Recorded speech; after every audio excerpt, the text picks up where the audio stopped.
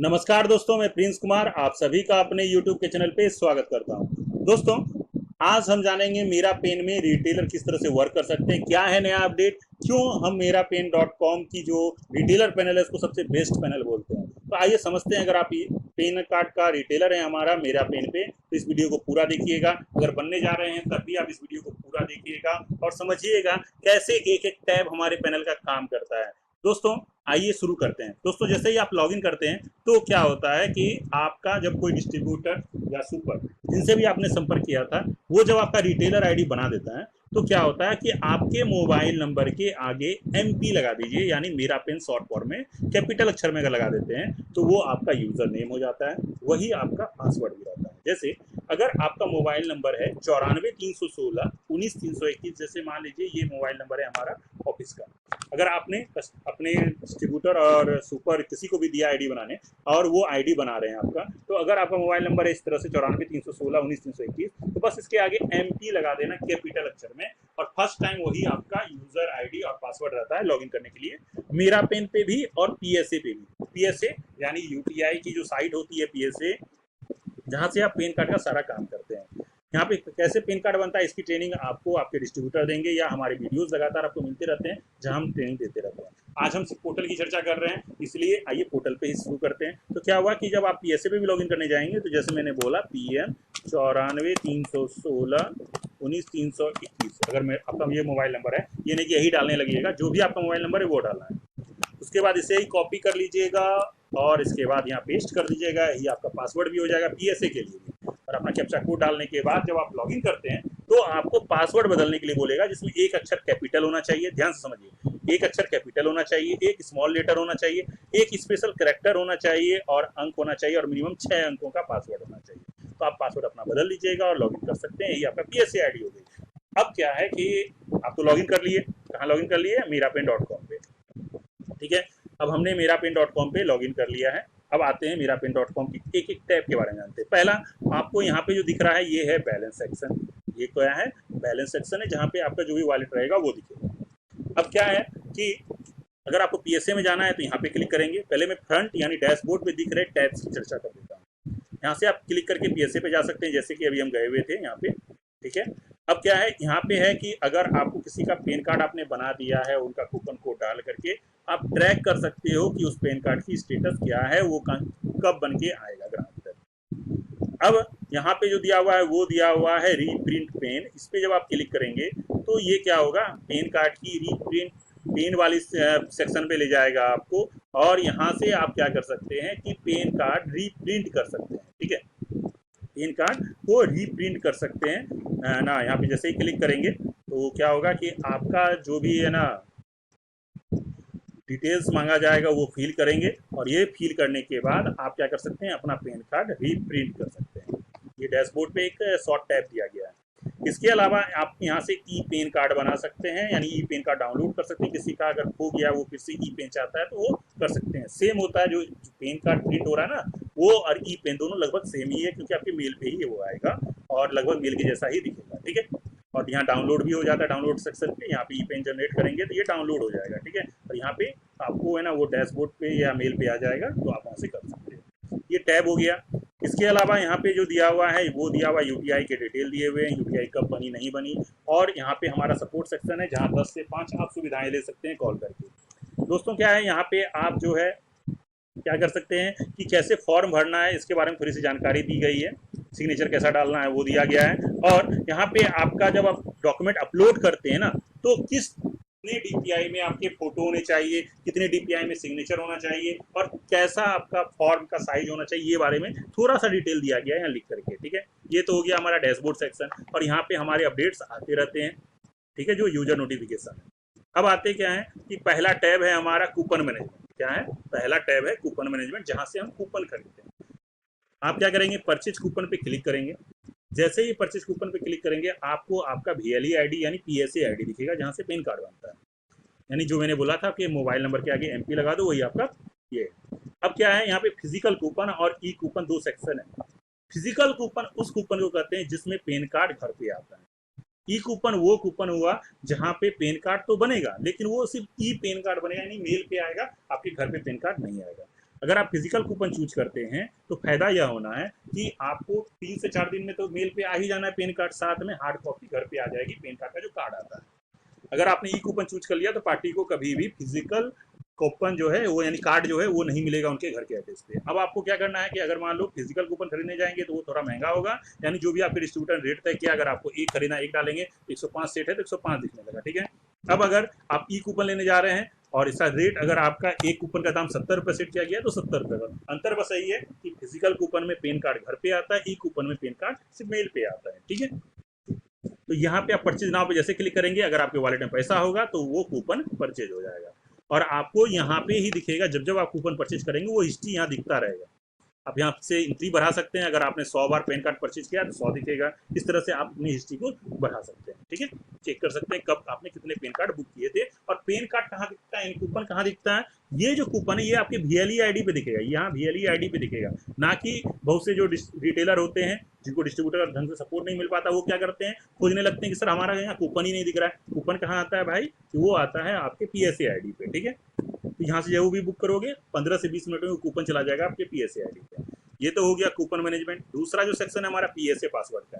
देखिए, अगर आप मेरा पेन का पासवर्ड भूल रहे हैं तो आपको अपने डिस्ट्रीब्यूटर से संपर्क करना है। ध्यान से समझिए, अगर आपने हमारी वेबसाइट merapen.com का पासवर्ड भूल गए हैं, अपने डिस्ट्रीब्यूटर से संपर्क करेंगे, वो रिसेट करेगा पासवर्ड और आपको क्या हो जाएगा, पासवर्ड मिल जाएगा।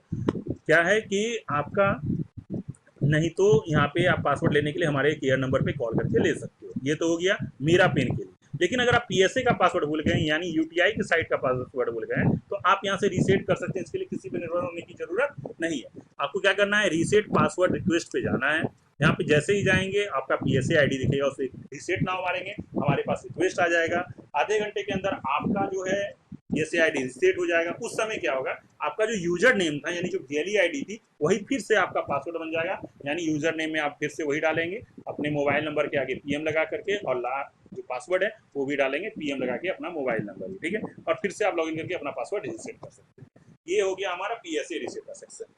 अब आते हैं वॉलेट मैनेजमेंट में। तो वॉलेट मैनेजमेंट में आपको 3 टैब दिखेंगे। पहला दिखेगा ऐड वॉलेट टॉपअप। यहाँ पे क्या होगा, जैसे ही क्लिक करोगे आपको क्या होगा कि हमारे बैंक अकाउंट दिखेंगे जिसपे आप डाल करके पैसे वॉलेट ले सकते हो। यहाँ पे हमारा बैंक अकाउंट दिया आपको। अब आपको क्या करना है, किस तरह से पेमेंट किया ऐसे सेलेक्ट करना है। यहाँ अमाउंट डालना है, जितना भी अमाउंट आप चाहें, 100 रुपये मिनिमम ले सकते हो। और ट्रांसफर करने के बाद जो आपको UTR या रेफरेंस नंबर मिलता है वो डालना है। रिमार्क लिख देना है, आपको किस है ना कुछ भी जगह लिखने का मन है तो, और सबमिट कर देना। 30 मिनट के अंदर आपको वॉलेट मिल जाएगा। जो अकाउंट दिख रहा है उसी में आपको पेमेंट करना है। ये हुआ हमारा ऑफलाइन पेमेंट मोड। जल्दी ऑनलाइन पेमेंट मोड भी आएगा, लेकिन इसमें चार्जेस कटेंगे। 2% से 3% का एक्स्ट्रा चार्ज लगेगा अगर आप ऑनलाइन पेमेंट लेने जाएंगे तो। ये हो गया हमारा ऑनलाइन पेमेंट, ये भी जल्दी लाइव होने वाला है। और यहाँ पे है वॉलेट टॉपअप रिकॉर्ड। जब जब आपने वॉलेट लिया है वो डेट वाइज यहाँ पे दिखता है कि आपने कब कितना वॉलेट लिया है, जिससे आपको अपना हिसाब रखने में सुविधा होगी। ये हो गया हमारा वॉलेट मैनेजमेंट। अब आते हैं कि नीचे क्या है, सबसे इम्पोर्टेंट है ये इम्पोर्टेंट लिंक सेक्शन। यहाँ से आप बहुत ज़्यादा अच्छी खासी अर्निंग कर सकते हैं कुछ एक्स्ट्रा वर्क करके, पेन कार्ड के अलावा भी। पहला क्या है कि आपको पेन कार्ड में हेल्प करने के लिए, सपोर्ट के लिए हमने यहाँ पे एक सॉफ्टवेयर डाला। यह सॉफ्टवेयर क्या है कि यहाँ से आप जो है फोटो रिसाइज कर सकते हो और सिग्नेचर रिसाइज कर सकते हो। क्योंकि फोटो जो होना चाहिए, जब आप प्री फॉर्म एंट्री कर देते हैं फिर मेन फॉर्म एंट्री पे जाते हैं और फॉर्म को रीजनरेट करने के बाद जब प्रिंट करते हो उसे PDF में बना करके अब आप अपलोड करने जाएंगे तो आप फोटो मांगेगा और सिग्नेचर भी मांगेगा। तो फोटो जो होना चाहिए वो 213 DPI सॉरी 300 DPI में होना चाहिए और 213 गुना 213 के है ना पिक्सल में होना चाहिए। तो हर कोई सेट तो कर नहीं सकता। आप किसी भी साइज का फोटो लेकर के चूज इमेज पे क्लिक करके डालिए और गेट फोटो पे क्लिक कीजिए।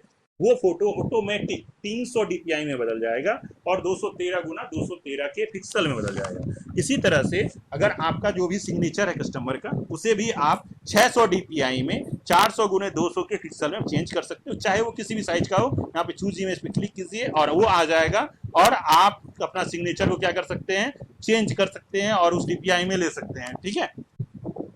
तो इस तरह से आप क्या कर सकते हैं, अपने सिग्नेचर को चेंज कर सकते हैं उस DPI फॉर्मेट पे जिस पे हमारा सॉफ्टवेयर यानी UTI का सॉफ्टवेयर मांगता है, ठीक है। ये आसानी से कर दिया। इससे आपको मेहनत कम हो गया और कम समय में आप जल्दी से पेन कार्ड के सारे डॉक्यूमेंट अपलोड कर सकते हो अपने कस्टमर का। यानी बिना जानकारी वाले लोग जिनको फोटोशॉप की उतनी जानकारी नहीं है वो भी यहाँ से पेन कार्ड बना सकते हैं। अब क्या हुआ कि आपका यहाँ पे ये पहला सेक्शन कंप्लीट हो गया। अब है दूसरा ई पेन कार्ड डाउनलोड, जो आगे में भी दिया हुआ था, वो आप यहाँ से भी कर सकते हैं। तीसरा चीज दिया हुआ है लिंक पेन टू आधार। आप भी जान रहे हैं जो पेन कार्ड आधार के साथ लिंक नहीं होंगे वो पेन कार्ड अनवैलिड हो जाएंगे जल्द ही, गवर्नमेंट का रूल है। तो आप यहाँ से पेन कार्ड को आधार से लिंक कर सकते हो, जिसके बदले भी आप ग्राहक से जिनका पेन कार्ड बना हुआ है 10 रुपए 15 रुपए चार्ज कर सकते हो, और ये आपकी एक्स्ट्रा कमाई का एक जगह बन गया, जरिया बन गया। ये तो हो गया, आपने ना लिंक कर लिया आधार से। दूसरा क्या है, वेरीफाई पेन डिटेल। किसी का अगर मान लो पेन कार्ड नंबर है वो भूल गया है कि है ना ये उसके नाम का है या नहीं है, तो आप यहाँ से उसका डॉक्यूमेंट डिटेल डाल करके ये वेरीफाई कर सकते हो कि ये पेन नंबर उसके ही नाम का है या नहीं। ठीक है। अब क्या है, यहाँ पे है आपका डीमेट अकाउंट ओपनिंग। देखिए ये सेक्शन जो है ना नीचे का 4, ये सबसे ज्यादा कमाई वाला सेक्शन है। ये सेक्शन कमाई वाला सबसे बड़ा सेक्शन है। कैसे, तो आइए समझते हैं। क्या है कि आप यहाँ से डीमेट अकाउंट खोल सकते हैं। अगर बैंक में कोई जाके डीमेट अकाउंट खोलता है तो उस पर है ना 1000-1500 रुपए चार्ज लगते हैं, लेकिन यहाँ पे क्या हुआ कि आप फ्री में खोल के दे रहे हैं, आप एक्स्ट्रा उनसे चार्ज ले सकते हैं। एंजल का डीमेट अकाउंट खोल सकते हैं, या डीमेट अकाउंट शेयर ट्रेडिंग और म्यूचुअल फंड खरीदने के काम आता है।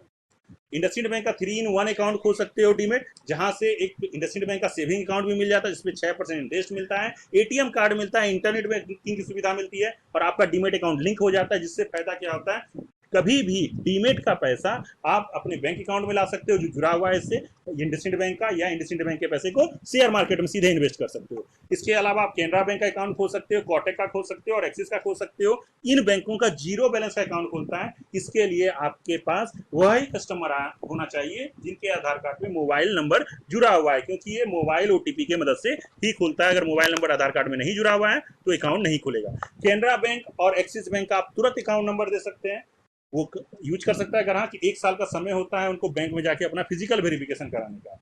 और कोटक में क्या होता है, जो अकाउंट खुलता है उसके लिए क्या होता है कि अकाउंट नंबर तो तुरंत मिल जाता है, लेकिन कंपनी के द्वारा यानी बैंक के द्वारा जब तक कर्मी उसका वेरिफिकेशन नहीं करेगा वो अकाउंट पूरी तरह से काम नहीं कर पाता है। तो आप ये 3 बैंकों का अकाउंट खोल सकते हैं। एक तरह से इंडसइंड बैंक का अगर जोड़ दें तो 4 बैंकों का अकाउंट ओपनिंग भी है, और 2 बैंक जो है डीमेट अकाउंट है। इंडसइंड बैंक का जो डीमेट अकाउंट खुलता है 3-in-1, इसमें अप स्टॉक जो होता है वो डीमेट अकाउंट देता है। इसके अलावा फाइल मैनेजमेंट में क्या है कि कंपनी के द्वारा भेजे गए कुछ लगातार पीडीएफ हो गया या कुछ सॉफ्टवेयर अपडेट्स हो गया, आप यहाँ से डाउनलोड करके अपनी सुविधाओं को बढ़ा सकते हो, और एग्जिट पे क्लिक करोगे तो लॉग आउट हो जाएगा। तो यानी एक एक टैब के बारे में मैंने आपको बता दिया। मेरा पेन का डैशबोर्ड पे अगर आप चेक करेंगे तो क्या क्या है, कूपन मैनेजमेंट है, पीएसए रीसेट पासवर्ड है, वॉलेट मैनेजमेंट है, इंपॉर्टेंट लिंक है, और फाइल डाउनलोड है। इतने सेक्शन है, तो आप सभी सेक्शन के बारे में बता दिया। तो अगर आप रिटेलर हैं तो एक बार इस वीडियो को आपने देखा तो सब कुछ आप समझ गए होंगे लगभग, और आप आसानी से काम कर सकते हैं। बाकी किसी भी सुविधा के लिए आप हमें कॉल कर सकते हैं 94-316-19-321 पे, या 7779967776 पे जो स्क्रीन पे दिख रहा है, और जो हमारे पेन कार्ड के पोर्टल merapen.com पे भी दिया हुआ है। अगर आपको कोई दिक्कत होती है तो कॉल कर सकते हैं, लेकिन कोशिश कीजिएगा 10 से 5 ही कॉल करने का।